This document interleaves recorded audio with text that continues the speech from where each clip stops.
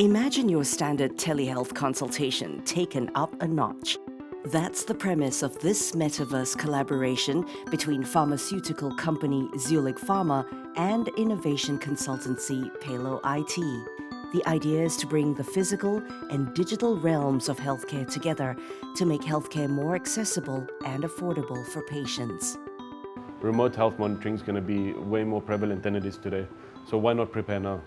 Our belief is that when you combine wearables with remote monitoring, remote health monitoring, and an engaging digital experience, you could pretty much replicate all the information that the doctor would gather if you were physically present. In the future, there are also plans to integrate data from wearables such as blood pressure monitoring devices, so healthcare professionals can provide patients with more accurate and quicker diagnoses. The company says the technology has potential to transform a sector that has always been manpower heavy. This is a way of showing how a digital interface could aid in making not just a teleconsult, but any engagement with a medical provider more efficient. So the doctor doesn't have to be a person at some point. If it sounds futuristic, it is, with real-world use cases still some time away. Web3 startup advisor and macroeconomist Tasha Shea calls this early experimental stage Web 2.5. So you can think of it as a crossover between two generations, the internet, Web 2 and Web 3. So Web 3, as we know, is the new economy, right? Right now, it's like in the crossing the chasm stage, so to speak. For the next stage of development to happen, one way for it to cross the chasm into mainstream is to help the traditional economy to grow, help the traditional economy to leverage Web3's business models and tokenization to create new values. Blockchain-based technologies are already starting to change the way we work and live. In the Philippines, Union Bank was the country's first bank to enter the Metaverse. The digital banking pioneer is also using blockchain technology to improve financial connectivity in rural areas, where more than half the Philippine population lives. Its blockchain solutions remove manual processes in money transfers, meaning users can receive or send funds quickly.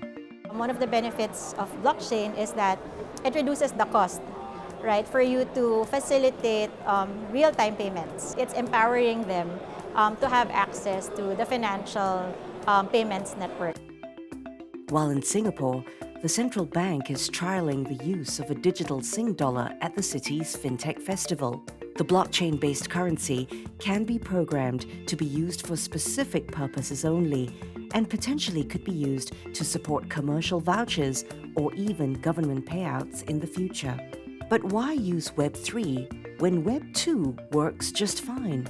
For consumers, experts say the biggest benefit of using Web 3 technology is ownership of your data.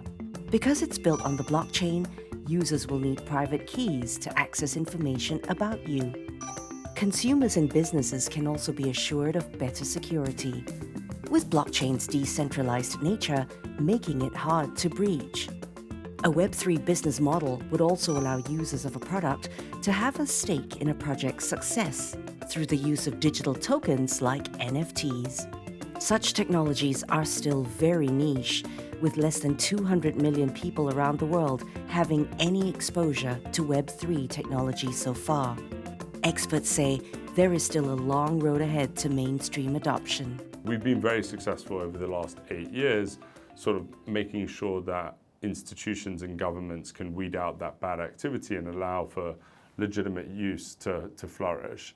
Beyond that, I think that then regulators still need to be pragmatic in the regulation that comes out that protects consumers, but that also encourages innovation and creativity within the industry. Digital asset products not very easy to use today.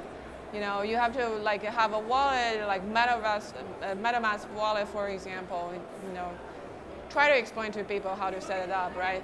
Step 1, 2, step 17, 14. So It's very complicated for most people. So user experience side really definitely needs to improve. Before choosing to invest, experts recommend asking these questions. First, does the project solve a real-world problem? Does it have traction? Can the team execute what it plans to do? Is it a sustainable model? And lastly, if it has a unique competitive advantage that prevents others from copying and competing with them. Despite it being early days yet, money continues to flow into Web3 technologies. VC investments in Web3 exceeded $18 billion in the first half of this year, on track to top the full-year total of $32.4 billion in 2021. Experts expect more investments in 2023 to flow into areas that focus on real-world use cases. People are not making as much money, in Q3 2022 as they were making in Q3 2021. But the reality is that these are still like very good margin businesses, and there's still an ability for people to capture market share today as adoption starts to take off.